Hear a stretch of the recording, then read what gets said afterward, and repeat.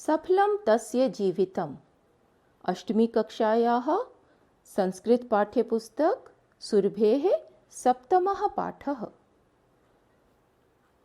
सफलं तस्य जीवितम् अस्य कः अर्थः? उसका जीवन सफल है, उसका जीवित रहना सफल है। किसका जीवित रहना? उस व्यक्ति का।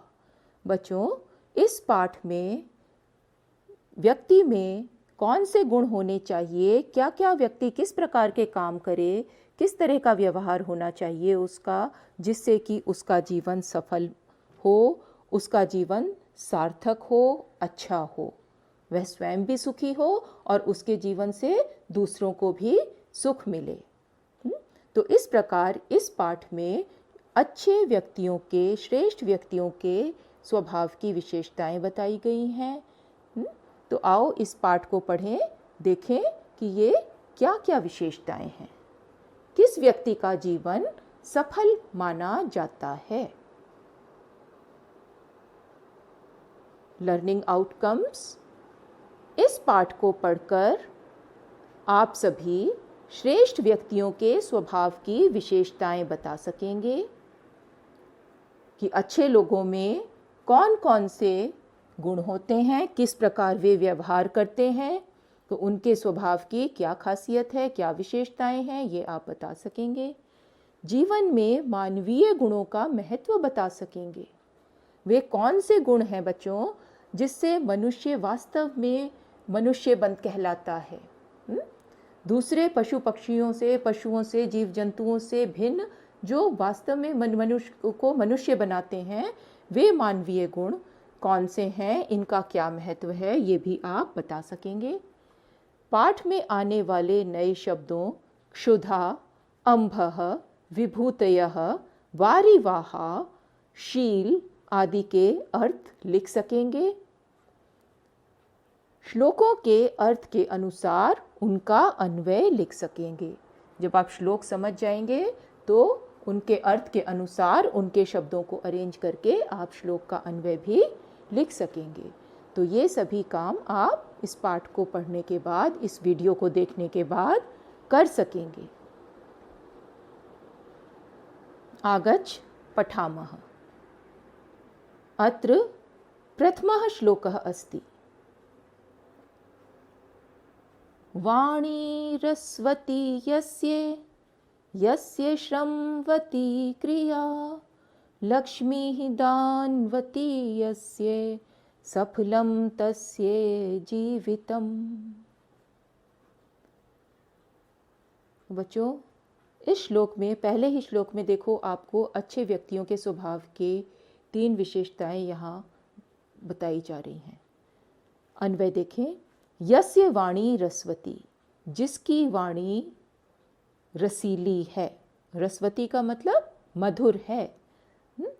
यस्य क्रिया श्रमवती, जिसका काम श्रम वाला, श्रम अर्थात परिश्रम वाला है, मेहनत से जो काम करता है।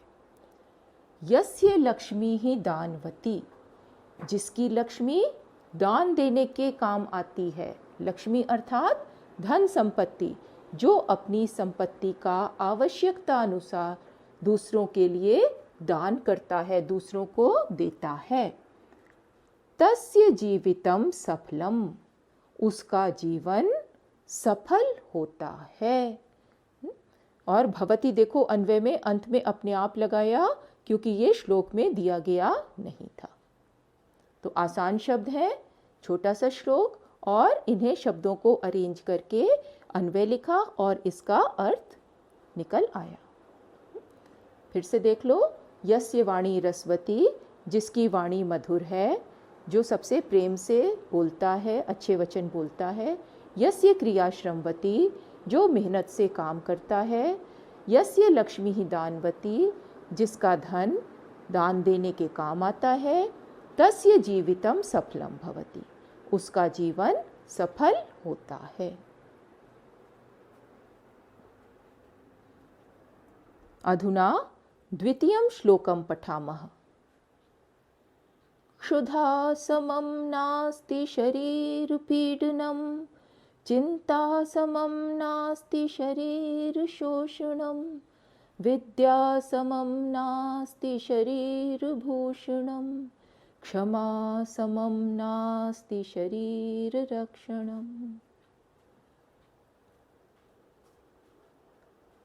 यहाँ देखें, इस श्लोक में कुछ और बातें बताई गई हैं कि मनुष्य को किस प्रकार व्यवहार करना चाहिए। इस श्लोक में भी कुछ आता है। तो क्षुधा समम नास्ति शरीर पीडनम, इसका अन्वय करें। क्षुधा समम शरीर पीडनम न अस्ति। क्षुधा अर्थात भूख, भूख के समान शरीर को पीड़ा देने वाला नहीं है। तो भूखे रहने से जितना व्यक्ति को कष्ट मिलता है, तो उसके समान दूसरा कोई कष्ट नहीं है। चिंता समम नास्ति शरीर शोषणम, इस पंक्ति का अन्वय करें। चिंता समम शरीर शोषणम न अस्ति। चिंता के समान शरीर को सुखाने वाला, शोषण करना, शुष्क धातु सूखने के अर्थ में आती है। आपने शुष्क शब्द सुना होगा शायद, है ना। तो चिंता के समान शरीर को सुखाने वाला नहीं है। विद्या समम नास्ति शरीर भूषणम, विद्या के समान शरीर को सजाने वाला नहीं है। भूषण माने आभूषण, शरीर को सजाने वाला नहीं है। क्षमा समम नास्ति शरीर रक्षणम, क्षमा के समान शरीर की रक्षा करने वाला नहीं है। क्षमा अर्थात दूसरे को माफ़ कर देना, किसी की गलती पर उसे दंड न देकर उसे क्षमा कर देना। तो क्षमा के समान शरीर की रक्षा करने वाला नहीं है। तो मुझे पता है आप में से कई लोग ये सोच रहे होंगे कि क्षमा कर देने से हमारे शरीर की रक्षा कैसे हो सकती है। क्षमा कर देने से तो दूसरे को दंड नहीं मिला, उसको वो बच गया, उसकी रक्षा हो गई, है ना। क्षमा किसे करते हैं? जिसने हमारे प्रति कभी कुछ गलत किया हो या हमारा कुछ बुरा किया हो, है ना। जिससे बदला लेने की या जिसको दंड देने की भावना हमारे मन में आती हो, तो ऐसा हम ना करके हम उसे क्षमा करते हैं। तो बच्चों, इससे हमारे शरीर की रक्षा कैसे होती है? देखो, बदला लेना, किसी पर क्रोध करना, किसी को दंड देने के बारे में सोचना, ये सभी नेगेटिव फीलिंग्स हैं। हमारे दिमाग में जब इस तरह की भावनाएं आती हैं, तो इससे हमारा स्वास्थ्य प्रभावित होता है, हमारे मन की शांति समाप्त हो जाती है। और जब आपको पता है, जब क्रोध करते हैं किसी पर तो गुस्सा आता है, तो बीपी बढ़ जाता है ना। मन में अलग अलग तरह के विचार आ रहे होते हैं। लेकिन जब हम किसी को क्षमा कर देते हैं, तो ये सारी भावनाएं शांत हो जाती हैं और एक शांति मन में आ जाती है। तभी क्षमा को देवताओं का गुण कहा गया है। क्षमा कर देना धर्म में बहुत महत्वपूर्ण माना गया है कि किसी भी व्यक्ति की गलतियों को माफ़ कर देना, जैसा कि अक्सर महात्मा लोग, सज्जन लोग कर देते हैं। तो क्षमा से न केवल दूसरे को माफ़ी मिल रही है, बल्कि हमारे अपने स्वास्थ्य की भी रक्षा होती है, हमारे मानसिक शांति हमें प्राप्त होती है। तो क्षमा के समान शरीर की रक्षा करने वाला कोई नहीं है। तो इस श्लोक में कितनी अच्छी बातें बताई गई। तो क्या क्या सीखा आपने इस श्लोक से? पहली चीज़ थी, क्षुधा समम नास्ति शरीर पीडनम, भूख के समान शरीर को कष्ट देने वाला कोई नहीं है, इसलिए समय से सही भोजन करना ज़रूरी है, क्योंकि उस भोजन से ही हमारा शरीर चलता है। तो समय जब भी भूख लगे तो कुछ अच्छा खा लें। तो शरीर को भूखा नहीं रखना चाहिए। चिंता के समान शरीर को सुखाने वाला नहीं है, है ना। तो चिंता करने से कोई समस्या हल नहीं होती।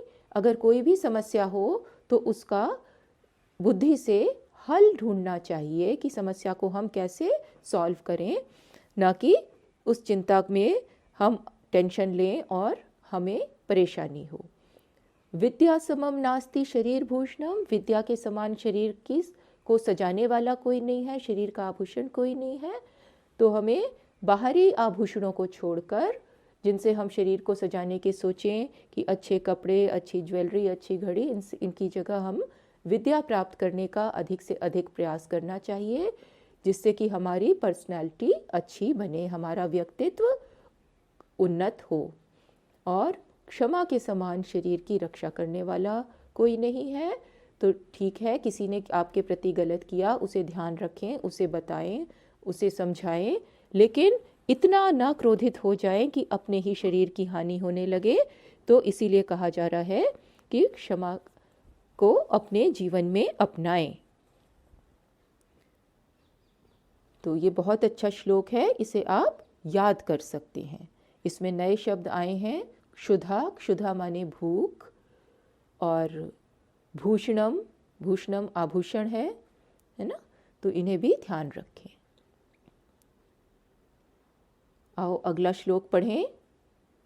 पिबन्ति नद्यः स्वयमेव नाम्भः स्वयं न खादन्ति फलानि वृक्षाः नादन्ति सस्यं खलु वारिवाः परोपकाराय सतां विभूतयः।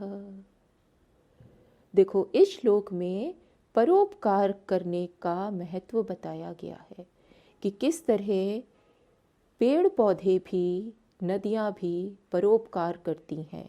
परोपकार यानी दूसरे का उपकार, पर माने दूसरा और उपकार माने भला, दूसरे का भला करती हैं।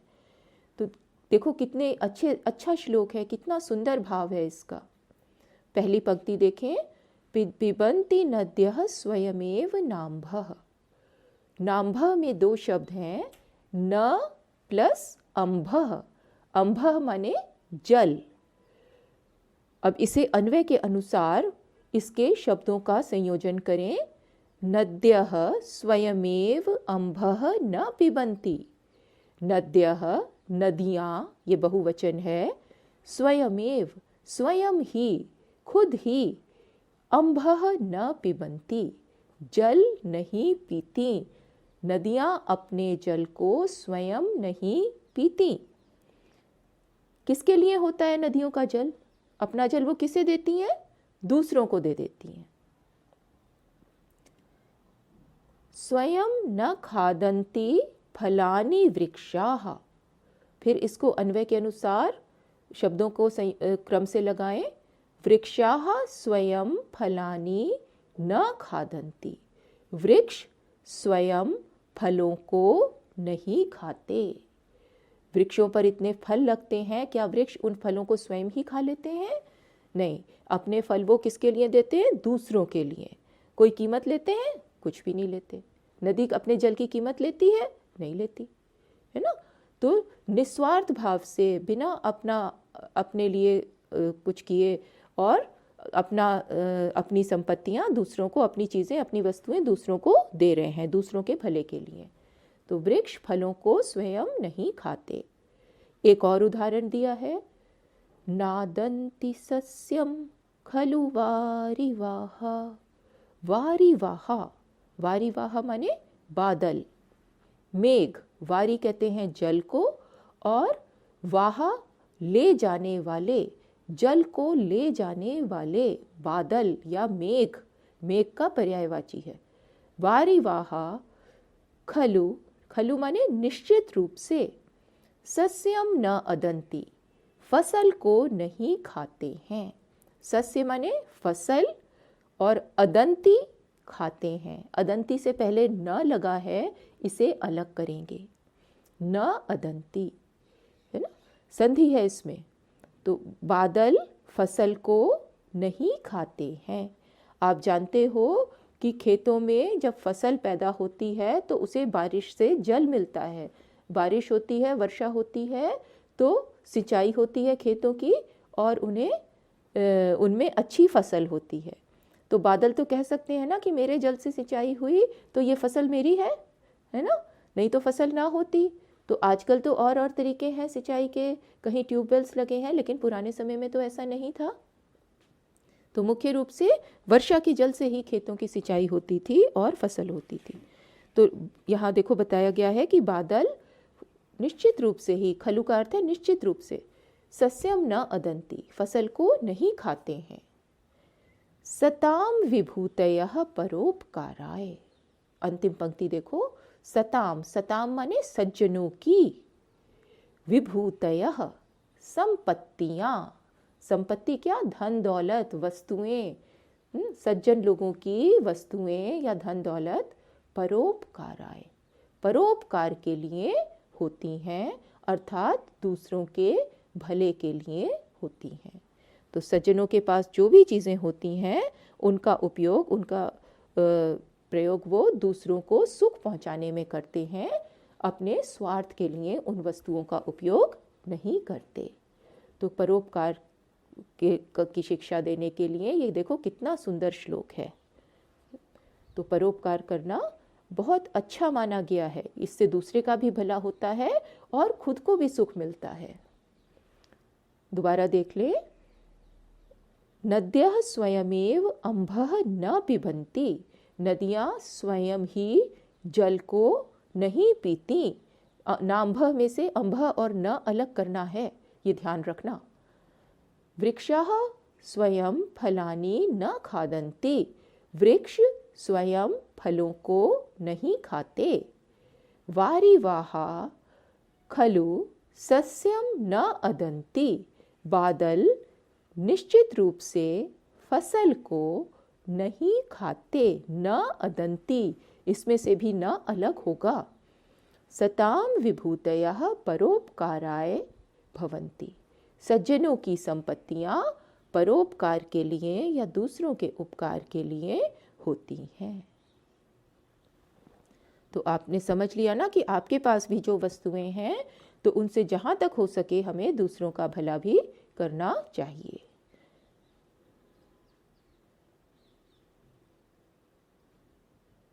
आओ अगला श्लोक पढ़ें। त्रिविधम नरकस्येदं द्वारम नाशनम आत्मनः, कामः क्रोधस्तथा लोभः, तस्मात् एतत् त्रयं त्यजेत्। इस श्लोक में 3 ऐसी चीज़ों के बारे में बताया गया है जिन्हें हमें त्याग देना चाहिए। इन्हें नरक का दरवाज़ा कहा गया है। नरक जानते हो ना, स्वर्ग और नरक। स्वर्ग वो स्थान माना जाता है कि जहाँ बहुत सारी सुख सुविधाओं की वस्तुएं हैं, जहाँ बहुत सुख मिलता है। मरने के बाद लोग स्वर्ग जाते हैं या नरक जाते हैं। और नरक ऐसी जगह है जहाँ बहुत ज़्यादा दुख मिलता है, बहुत कष्ट होता है, बहुत तकलीफ़ मिलती है ना। तो ये जो 3 वस्तुएं यहाँ बताई हैं, इन्हें नरक का दरवाज़ा बताया है कि अगर इन तीनों को हम अपने जीवन में रखते हैं तो हम दुख प्राप्त करेंगे। ये समझो, नरक कहने से मतलब है कि हमें इन तीनों के कारण दुख प्राप्त होगा। देखें ये कौन सी हैं वस्तुएं। देखो पहली पंक्ति देखें, त्रिविधम नरकस्य इदम द्वारम नाशनम आत्मनः। नाशनम के बाद म हलंत है और आगे शब्द है आत्मनः। तो अन्वय देखें, आत्मनः नाशनम, इन्हें इस तरह से लेंगे, अपने आत्मनः नाशनम इदम त्रिविधम नरकस्य द्वारम। नरकस्य के बाद है इदम, इदम वहां से निकालेंगे। देखो अन्वय में और उस श्लोक की प्रथम पंक्ति को और अन्वय की प्रथम पंक्ति को, पहली लाइन को आप कंपेयर करके देख लो तो आपको शब्द समझ आएंगे। आत्मनः नाशनम, अपने आप को, नाशनम माने नष्ट करने वाला।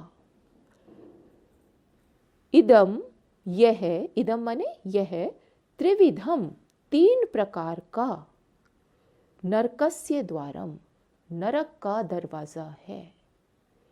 यानी ठीक है, अपने आप को नष्ट करने वाला यह 3 प्रकार का नरक का द्वार है। अस्ति वहाँ दिया नहीं है, लेकिन अन्वय में हमें अर्थ, वाक्य का अर्थ पूरा करने के लिए अस्ति लिखना होगा, तभी उसे ब्रैकेट में दे देते हैं। कौन से 3 प्रकार का? कामः, क्रोधः तथा लोभः। काम, काम माने इच्छाएं, क्रोध, क्रोध जानते हो आप सब, गुस्सा, और लोभ, लालच। तस्मात् एतत् त्रयं त्यजेत्, तस्मात् माने इसलिए, एतत् त्रयम, इन तीनों को, त्रय माने तीनों को, त्यजेत, त्याग देना चाहिए। अब देखो कैसे ये नरक के दरवाजे हैं। काम, इच्छाएं, इच्छाएं कभी समाप्त नहीं होती बच्चों, ठीक है। एक इच्छा हमारे मन में आती है किसी चीज़ को प्राप्त करने की, कुछ करने की, जैसे ही वो पूरी होती है तो कोई दूसरी इच्छा हमारे मन में आ जाती है। और इच्छाओं के लगातार एक के बाद एक आने से मन में हमेशा असंतुष्टि का भाव बना रहता है। हम कभी अपने जीवन में संतुष्ट नहीं होते, हमेशा असंतुष्ट बने रहते हैं, है ना। और ठीक है, इच्छाओं का होना ज़रूरी है, अच्छे काम करने के लिए इच्छा होनी आवश्यक है, तभी तो हम करेंगे ना। पढ़ने के लिए इच्छा होगी तो हम पढ़ेंगे, लेकिन इच्छाएं ऐसी नहीं होनी चाहिए कि अगर वो पूरी ना हो तो हम दुखी होते रहें, है ना। तो कि हमने कोई चीज़ मांगी, हमारे पेरेंट्स हमें नहीं दे पा रहे हैं और हम उसके लिए दुखी हैं, या कोई काम हमने सोचा वैसा नहीं हुआ तो हम उसी में घुले जा रहे हैं, दुख चिंतित होते जा रहे हैं, है ना। तो ये काम इच्छाएं, तो इस प्रकार की इच्छाएं हमारा स्वास्थ्य भी खराब करती हैं, हमारे मन को भी शांत नहीं रहने देती।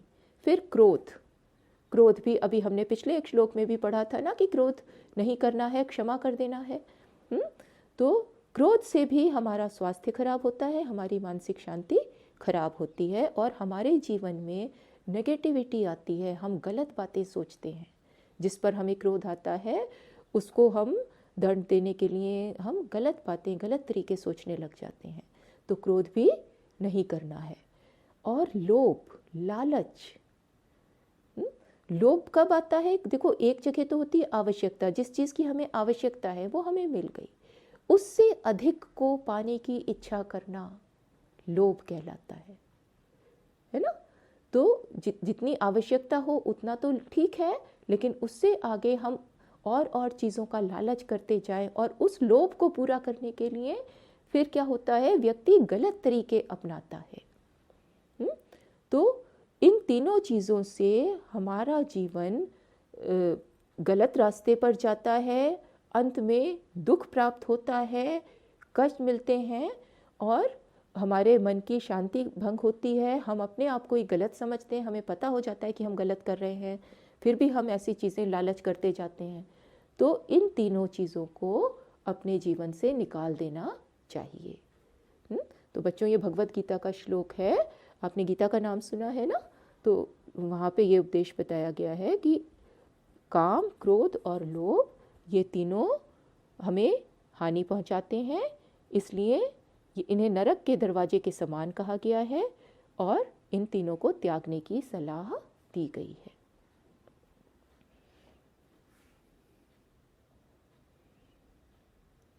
अब जो श्लोक है इसमें मनुष्य के लिए कौन कौन से गुण आवश्यक हैं, कैसे गुण मनुष्य में होना चाहिए तभी वह वास्तविक रूप में मनुष्य कहलाता है, नहीं तो उस मनुष्य में और पशु में कोई अंतर नहीं रह जाएगा, है ना। तो देखो कितना सुंदर श्लोक है, आओ इसे मिलकर गाएं। ये शाम न विद्या न तपो न दानम ज्ञानम न शीलम न गुणो न धर्मः ते मर्त्यलोके भुवि भारभूताः मनुष्य रूपेण मृगाश्चरन्ति।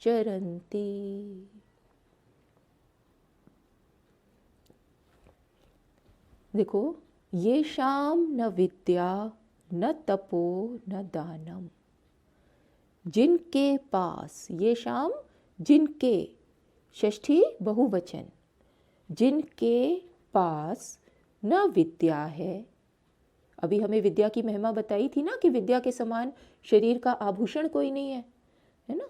जिनके पास विद्या नहीं है, न तपो, न तप है, तप यानी सहनशीलता, न तप है। सहनशीलता और क्षमा ये भी एक दूसरे से मिलते जुलते हुए भाव हैं। न दानम, जो न दान देते हैं, दान किसको देते हैं? दूसरे के उपकार के लिए। अभी आपने पीछे परोपकार के बारे में भी पढ़ा है ना कि नदियाँ और वृक्ष और बादल किस प्रकार अपनी संपत्तियाँ दान करते हैं। है ना। तो जिन व्यक्तियों के पास न तो विद्या है, न सहनशीलता है, तपस्या या सहनशीलता है, न वे दान देते हैं, ज्ञानम न शीलम न गुणो न धर्मः, न जिनके पास ज्ञान है, विद्या तो एक नॉलेज हुई, पढ़ाई हुई, और ज्ञान है ये भी नॉलेज है ना। तो न उनके पास सामान्य ज्ञान है, न शील, शील माने अच्छा व्यवहार, अच्छा स्वभाव है। दूसरों के साथ वो अच्छा व्यवहार भी नहीं करते, अच्छा स्वभाव नहीं है उनका। न गुणों, जिनमें कोई गुण नहीं है। देखो ये सभी भी गुण हैं जो पहले बताए जा रहे हैं। तो और भी कोई अच्छा गुण नहीं है। गुण बहुत से हो सकते हैं, जैसे मधुर वचन बोलना, दूसरे से सत्य बोलना, है ना, किसी का बुरा ना करना, बहुत सारे गुण हो सकते हैं। जिन व्यक्तियों में गुण भी नहीं है, न धर्म, और जो धर्म का पालन भी नहीं करते। धर्म यानी जो नियम समाज में बने हैं, संसार की भलाई के लिए जो नियम बनाए गए हैं, उनका वो पालन नहीं करते। तो क्या क्या नहीं है, इस पंक्ति को दोबारा देखें। ये शाम न विद्या, जिनके पास न विद्या है, न तपो, न सहनशीलता है, न दानम, न दान देते हैं, दूसरों का भला नहीं करते, न ज्ञानम, न शीलम, न गुणो, न धर्मः, जिनके पास न ज्ञान है, न अच्छा स्वभाव है, न कोई गुण है, और ना ही जो धर्म का पालन करते हैं। तो वे व्यक्ति कैसे हैं? ते मर्त्य लोके भुवि भार भूताः, वे व्यक्ति, ते किसके लिए आया है? उन लोगों के लिए। देखो अन्वय में लिखा है ना, ते जनाः, वे लोग, है ना। भुवि भार भूताः, जनाः यहाँ अन्वय में अपनी तरफ से लगाया गया है ना, ये श्लोक में नहीं दिया गया। वे लोग मर्त्य लोक में, इस मृत्यु लोक में, इस संसार में, संसार को मृत्यु लोक भी कहा जाता है, क्योंकि यहाँ इस संसार में जो भी जन्म लेता है उसकी मृत्यु अवश्य ही होती है। तो इसे हमारे पुराने ग्रंथों में मर्त्य लोक या मृत्यु लोक भी कहा जाता है। तो वे लोग इस संसार में भुवि भार भूताः, भुवि माने भूमि पर, भार भूताः, बोझ बने हुए, बोझ के समान, भार माने बोझ। वे लोग इस संसार में भूमि पर भार के समान हैं, भार बने हुए हैं। मनुष्य रूपेण मृगाः चरन्ति, मृगाः के बाद विसर्ग हैं और फिर चरन्ति है, विसर्ग का श हो गया है चेंज, तो इन्हें अलग अलग ही देखें। वे लोग मनुष्य रूपेण, मनुष्यों के रूप में, मृगाः चरन्ति, मानो पशुओं के समान, पशु के समान घूम रहे हैं। इस भूमि पर भार हैं, शरीर तो उनका मनुष्य का है, मनुष्यों के रूप में है, लेकिन मानो वो पशु ही इधर उधर घूम रहे हैं।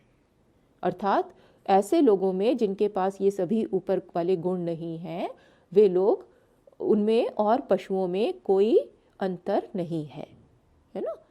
तो अगर उनमें ये सब गुण हैं तभी वो वास्तविक रूप में मनुष्य हैं, है ना। ये मानवीय गुण कहलाते हैं, ये सारे गुण जो मनुष्यों के लिए आवश्यक माने जाते हैं कि मनुष्यों में ये गुण होने चाहिए, और अगर नहीं है तो उनमें और पशुओं में कोई अंतर नहीं है ना। फिर से देख लो, जिनके पास ये शाम न विद्या, जिनके पास न विद्या है, न तपो, न तपस्या या सहनशीलता है, न दानम, न दान देते हैं, ज्ञानम, न ज्ञान है उनके पास, न शीलम, न अच्छा व्यवहार है, न गुणों, न कोई अच्छे गुण हैं जिनमें, न धर्मः, जो धर्म का पालन नहीं करते, ते वे लोग मर्त्य लोके, इस मृत्यु लोक में, इस संसार में, भुवि भार भूताः, भुवि माने भूमि पर, भुवि में सप्तमी है, भूमि पर बोझ बने हुए, भार बने हुए, मनुष्य के रूप में, मृगाः इव चरन्ति, पशुओं के समान विचरण करते हैं। विचरण करना यानी घूमना, पशुओं के समान इधर उधर घूमते हैं। पशु क्या करते हैं, खाते पीते हैं, इधर उधर घूमते हैं, बस इसी तरह से ये वाले मनुष्य हैं, इनमें और पशुओं में फिर कोई फर्क नहीं रह गया। तो क्या सीखा आपने इस श्लोक में कि हमें अपने स्वभाव में इन गुणों को विकसित करना चाहिए, विद्या सीखनी चाहिए, हमारे अंदर तप या सहनशीलता होनी चाहिए, है ना, कि दूसरों को हम क्षमा कर सकें या दूसरों की गलती को या किसी गलत बात को हम सहन भी कर सकें। हमारा स्वभाव ऐसा होना चाहिए। दान देना हमारा स्वभाव का एक हिस्सा होना चाहिए कि हम दूसरों की भलाई के लिए उचित दान दें। ज्ञान प्राप्त करने का अधिक से अधिक प्रयास करें। शील यानी हमारा स्वभाव बहुत अच्छा हो, हम किसी के प्रति कभी ना बुरा सोचें ना बुरा करें। हमारे अंदर और अच्छे कई गुण होने चाहिए, है ना, कि जैसे सत्य बोलना, आपको बताया, किसी से मधुर वचन बोलना, किसी की आवश्यकता पड़ने पर सहायता करना, और धर्म का पालन करना चाहिए। धर्म का अर्थ है यहाँ कि जो संसार में सबकी भलाई के लिए जो सामान्य नियम बने हैं उनका पालन करना चाहिए, है ना। तो ये सारी चीज़ें हमारे अंदर होंगी तभी हम वास्तविक रूप में मनुष्य हैं। तो बच्चों, आपने ये सभी श्लोक पढ़े और इनमें आपने बहुत अच्छी अच्छी बातें देखी। तो जो लर्निंग आउटकम्स आज हमें प्राप्त हुए, अब आप सभी इस पाठ को पढ़कर श्रेष्ठ व्यक्तियों के स्वभाव की विशेषताएं बता सकेंगे। आपने जान लिया कि अच्छे लोगों के स्वभाव में कौन कौन सी विशेषताएं होती हैं, है ना, तो आप बता सकते हैं। फिर जीवन में मानवीय गुणों का महत्व बता सकेंगे। मानवीय गुण यानी जो मनुष्यों के लिए आवश्यक हैं। अभी जैसे आपने पिछले श्लोक में भी पढ़ा कि जिन गुणों से मनुष्य वास्तविक रूप में मनुष्य होता है, तो इनका क्या महत्व है जीवन में, ये भी आप बता सकेंगे। पाठ में आने वाले नए शब्दों क्षुधा, अम्भः, विभूतयः, वारिवाहा, शील आदि के अर्थ लिख सकेंगे। जो भी नए शब्द आए हैं इनके अर्थ आप लिख सकते हैं और श्लोकों के अर्थ के अनुसार उनका अन्वय भी लिख सकेंगे। तो आज के ये हमारे लर्निंग आउटकम्स, ये इस पाठ को पढ़ने के परिणाम फल हमें प्राप्त होते हैं। तो आज का पाठ यहाँ समाप्त होता है।